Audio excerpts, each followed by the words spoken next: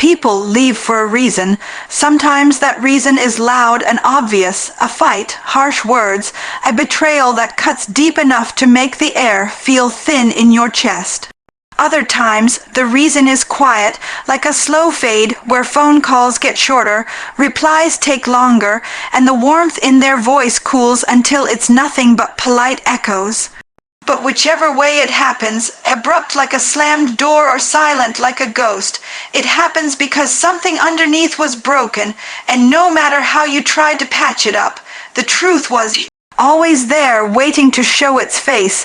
We love to romanticize the people who left us. We look back and remember their laughter, the way they smelled, the softness in their eyes when they looked at us like we were the only person in the room. We remember birthdays, shared secrets, inside jokes, and in that nostalgia we start to convince ourselves that the leaving was a mistake. That surely, if they'd just known how deeply we cared, they would have stayed, but people leave for a reason. It's easy to forget the reason when you're lonely, when your bed feels too big and the silence in your apartment sounds like an accusation. When every song on the radio seems to remind you of them, in those moments the mind does a dangerous thing. It edits the story. It cuts out the ugly parts. It erases the tears, the disappointment, the nights you went to sleep feeling small because they couldn't see your worth. It plays you a highlight reel of smiles and kisses and moments of hope, as if that was the whole truth. But the whole truth is this: if someone wanted to stay, they would have. People leave because the connection wasn't as strong as you thought. Because they didn't value what you brought to the table. Because they were selfish or afraid or incapable of loving you the way you deserved to be loved. Sometimes they leave because they're fighting demons you can't see. Because loving you would have demanded a version of themselves they weren't ready to become. And that's not your fault. When people walk away, they show you something about themselves that you didn't want to believe. Maybe you thought they were dependable, and their exit showed you they weren't. Maybe you believed you could trust them, and their silence proved you couldn't. Maybe you believed you were building forever together, and they treated you like you were temporary. That revelation is painful, but it's also a gift, because it saves you from investing more years, more tears, more of your spirit into someone who is never going to stay for the long haul. Sometimes people leave because the universe, God, destiny, whatever you want to call it, knew that if they stayed, they'd only keep you small. Keep you doubting yourself, keep you in a cycle of hoping they'd finally change, finally show up, finally give you the love you've been pouring into them. Sometimes people leave because you needed space to grow into the person you're meant to become, and you couldn't do that with them holding you back.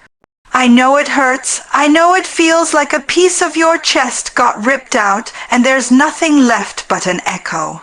But you have to remember, people leave for a reason. Think about the times you made excuses for them. How many times did you say they're just going through a lot when they treated you like an option? How many times did you lower your standards to keep the peace? How many times did you bite your tongue to avoid pushing them away only for them to leave anyway? There's your reason. People leave because they're not your people, and that's not a tragedy, that's redirection. That's the universe clearing the space for someone who is your person, someone who will love you loudly, consistently, without making you feel like you have to earn every drop of affection. Someone who stays, but you can't meet that person or step into that better chapter of your own life if you keep chasing after those who already showed you the door. So when you start missing them, remember the reason they left. Remember the times you cried yourself to sleep. Remember the conversations that felt like begging. Remember how lonely it felt to be with someone who made you question your worth. People leave for a reason, and no matter how badly you wish it wasn't true, sometimes the best thing they ever did for you was go. There's a reason doors close, a reason chapters end, a reason certain people become part of your past instead of your present. And yet, every time that old number lights up your phone, every time a message pops up that starts with "Hey, stranger," you feel that pull. That magnetic tug back towards something you once called love or friendship or home. You start wondering if maybe, just maybe, things could be different this time. That's how the mind tricks you. It hands you the highlight reel, the laughter, the stolen glances, the memories that glow like warm sunlight on your skin. And for a moment, you forget why you ever shut that door in the first place.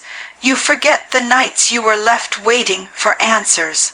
The mornings you woke up with an ache in your chest because you knew you deserved better than half-hearted apologies and empty promises. Reopening old doors, it feels harmless at first. A conversation, a coffee, a quick reply to a "How have you been?" You tell yourself it's nothing serious. You're just being polite. You've moved on, right? You're stronger now. You're smarter. You can handle it. But here's what you don't see coming.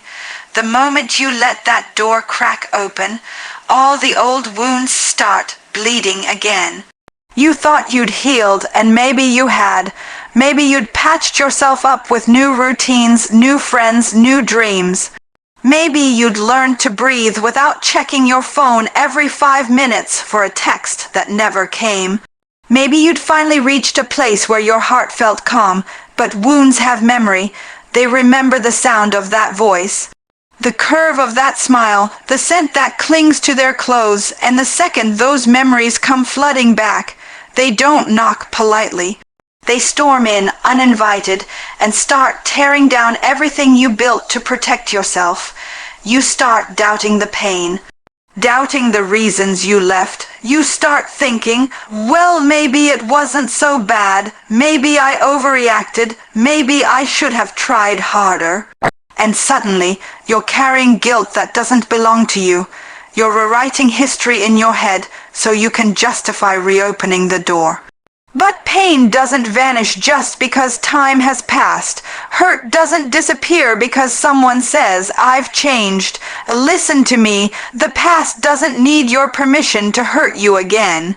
It's waiting for an open door. It's waiting for that one weak moment when you say, "Okay, let's try again." And the second you do, you'll find yourself right back where you started, questioning your worth, losing sleep, sacrificing pieces of yourself to keep someone who already showed you they could live without you. We convince ourselves people deserve second chances, and sometimes they do. People can change. Growth is real, but not everyone grows in the same direction, and not everyone grows at all. Some people come back not because they've changed, but because life got hard without you. Because they miss the comfort you gave them. Because they don't like being alone, and that's not love.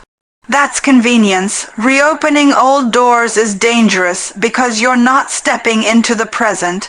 You're stepping back into the same patterns. The same conversations that go in circles, the same fights that leave you drained and hollow, the same silence that screams louder than any words. You think you're strong enough to keep it casual, to keep your guard up, but feelings don't follow rules. You can't open a door halfway and expect the past to stay politely on the other side.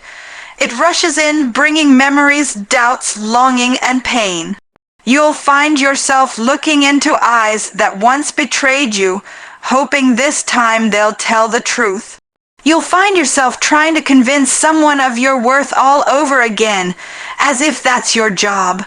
Why reopen wounds that you worked so hard to heal? Why give someone the power to hurt you twice with the same knife? You deserve peace. You deserve the freedom to move forward without dragging your old heartbreak behind you like chains. You deserve love that doesn't keep you guessing. And if someone's absence was the reason you found your strength, your independence, your voice, why would you trade all that just to go back to the place that broke you? Doors close for a reason. Let them stay closed. Let them stay locked, because sometimes the bravest thing you can do is walk past that door without even glancing back. Because what's behind it isn't the future. It's the same wound waiting for another chance to open up and bleed. Of course, here's about 750 words. Expanding growth requires distance.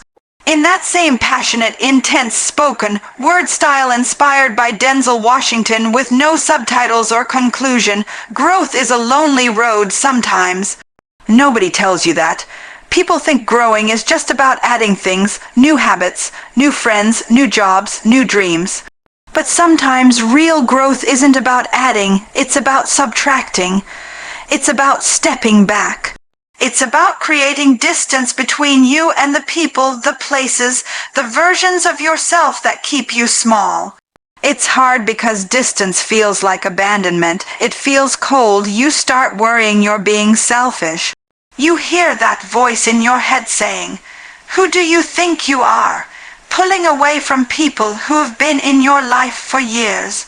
But listen to me, distance doesn't always mean you stopped loving people. It means you started loving yourself enough to protect your peace.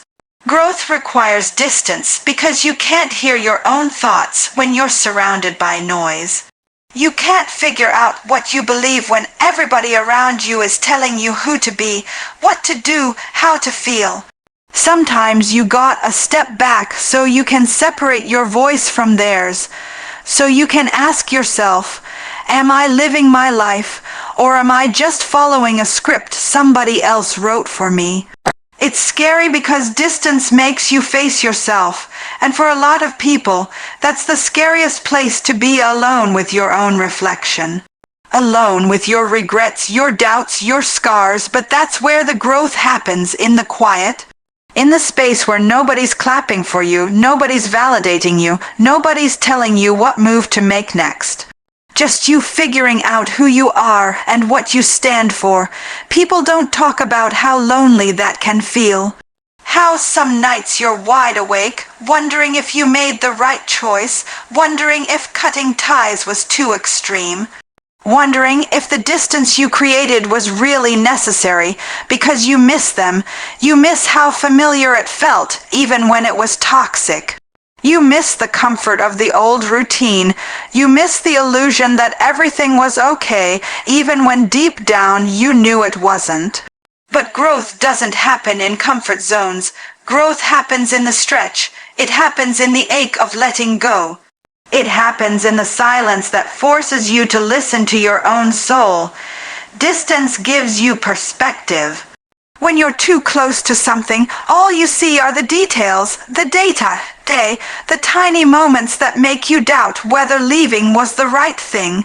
But when you step back, you see the big picture, you see the patterns, you see the truth. You remember how many times you forgave the same hurt. How many times you shrank yourself so someone else could feel big? How many times you stayed quiet just to keep the peace even though the silence was killing you inside?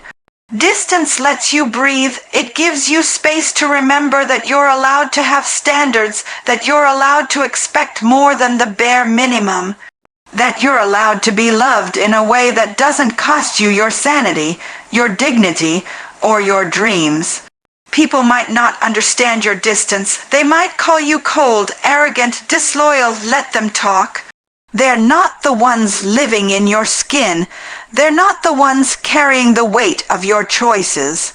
Because here's the thing, the people who really love you, the ones meant for your future, they'll respect your distance. They'll know it's not rejection, it's transformation. They'll give you the space you need to heal, to grow, to find your way. And if they're meant to be in your life, they'll still be there on the other side. Distance doesn't mean you wish people harm. It doesn't mean you're bitter. It doesn't mean you're above them.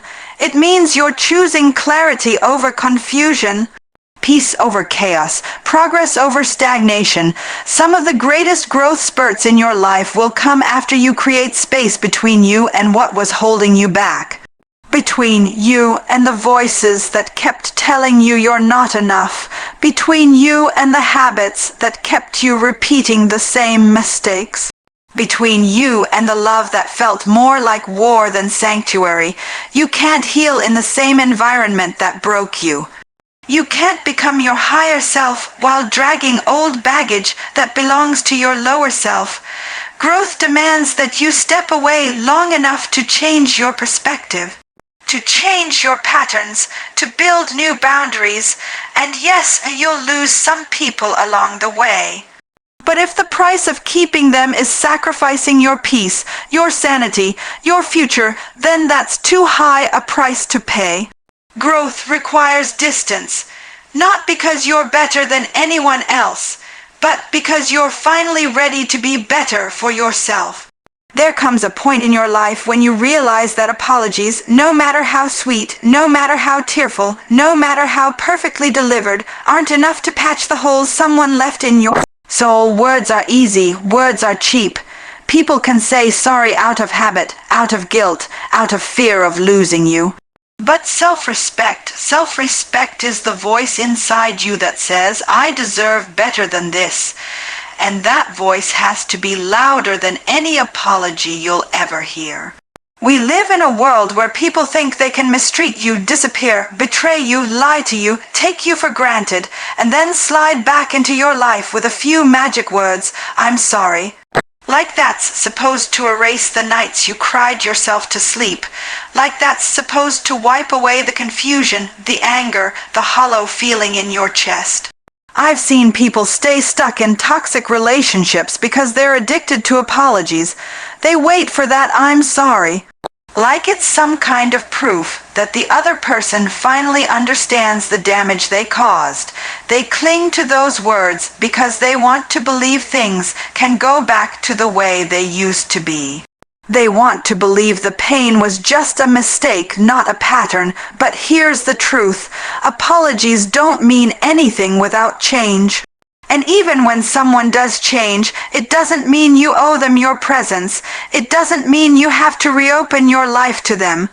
Because self-respect knows that forgiveness and access are two different things. Forgive, yes, let go of the bitterness, the resentment, the weight of carrying hate in your chest. But forgiveness doesn't mean forgetting. It doesn't mean pretending it didn't happen. It doesn't mean giving people the power to hurt you again. Self-respect says, I believe you're sorry, but I'm not going back. Because going back means lowering your standards. It means teaching someone that the price for breaking your heart is just a few words and some crocodile tears. It means telling them that your boundaries are flexible, that your worth can be negotiated. Self-respect doesn't negotiate. It stands tall, it stands quiet, it stands alone if it has to. It's not flashy, it's not dramatic. It doesn't scream, it doesn't beg, it doesn't try to prove anything to anybody. It just is, and sometimes that's what makes it so powerful, because self-respect is felt, not heard. It's felt in the silence when you choose not to reply to that text. It's felt in the empty seat you leave at the table. It's felt when you block the number, unfollow the page, change your routine so you don't cross paths again. It's felt when you walk away without looking back, even though your heart is breaking. People think strength is loud, yelling, fighting, calling someone out. But sometimes the strongest thing you can do is quietly remove yourself from places where your value wasn't recognized. From relationships where love came with conditions. From situations where apologies were used like band-aids over bullet wounds. Self-respect knows that if someone truly valued you, they wouldn't have put themselves in a position where they had to apologize in the first place. They would have protected you, cherished you, chosen you, even when it wasn't easy. An apology can't undo the sleepless nights you spent wondering why you weren't enough. It can't erase the times you questioned your worth because of the way they treated you. It can't fix the pieces of yourself you lost trying to keep someone who didn't want to be kept. And I'm not saying people can't change. I'm not saying redemption isn't real. But you have to ask yourself, is this person coming back because they truly see your worth or because they see what they lost?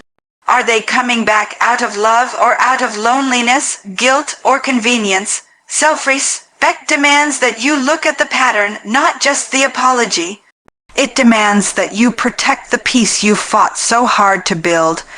It demands that you believe you are worthy of love that doesn't require you to forgive the same sins over and over again. People will call you cold. They'll say you're unforgiving, bitter, ruthless. Let them talk. They're not the ones who have to live with the consequences of letting the wrong people back in. Because at the end of the day, your self-respect is the foundation for every single thing you build in your life. Your happiness, your peace, your future. And it should never be sacrificed for someone else's comfort. Apologies might sound beautiful in the moment. But self-respect, that's the quiet, steady beat of your own heart reminding you that you deserve a love that never needs to say sorry in the first place. So let me leave you with this. People leave for a reason. Reopening old doors only reopens old wounds. Growth demands distance, and self-respect speaks louder than any apology ever could. You've come too far, endured too much, healed too deeply to let someone drag you back into the same darkness you fought so hard to escape. It's not about bitterness. It's not about hate. It's about knowing your worth. It's about protecting your peace. It's about refusing to let history repeat itself in the chapters of your life you haven't even written yet. The past has nothing new to say to you. Let it stay where it belongs. When they come knocking with tears, with promises, with apologies, remember who you are. Remember the price you paid to become this strong. Never take them back. Not because you don't love them, but because you finally love yourself enough not to. Your future deserves the version of you that knows better, and you owe it to yourself to keep moving forward. Because the best revenge is living well, and the ultimate victory is never looking back.